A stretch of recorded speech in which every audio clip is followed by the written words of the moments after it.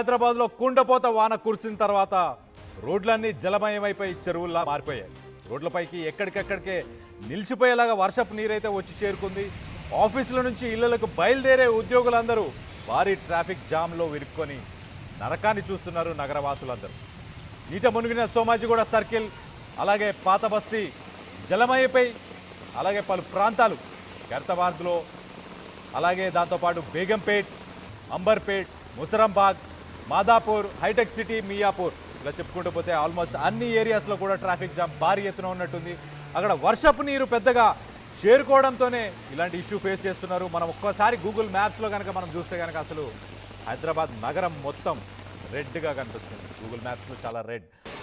ఒక రకంగా మనం చూస్తే కనుక ఇటు సికింద్రాబాద్కి వెళ్ళే వాళ్ళందరూ, హైటెక్ సిటీ నుంచి సికింద్రాబాద్కి చాలామంది ఐటీ ఎంప్లాయీస్, ఉద్యోగులు, చాలామంది వర్క్ చేసే వాళ్ళందరూ రిటర్న్ వెళ్ళే ప్రయత్నం చేస్తారు. ఇప్పుడు ఆఫీసులు లాగౌట్ చేసిన తర్వాత వెళ్ళే ప్రయత్నం చేస్తుంటారు. సో వాళ్ళందరూ ఇప్పుడు చాలా ఇబ్బందిని ఎదుర్కొంటున్నారు. ఆల్రెడీ హైదరాబాద్ నగరం మొత్తంలో ఏదైతే క్లౌడ్ బస్ట్, కుండపోత వాన ఏదైతే కురిసిందో దానివల్ల ఇప్పుడైతే ఆ పరిణామాలు అన్నీ చోటు చేసుకుంటేనే ఆఫ్టర్ ఎఫెక్ట్స్ అని చెప్పుకోవచ్చు ఒక రకంగా మనం చూస్తే కనుక.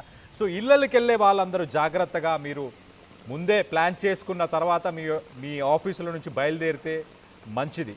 ఎందుకు అనంటే పరిసర ప్రాంతాల్లో, అలాగే లోతట్టు ప్రాంతాలన్నీ కూడా జలమయం అయిపోయాయి. ఇంతకుముందు కురిసిన భారీ వర్షంతో, నిన్న కురిసిన భారీ వర్షం ఆల్రెడీ దాంతో ఆల్రెడీ అతలాకుతలం అయిపోయింది.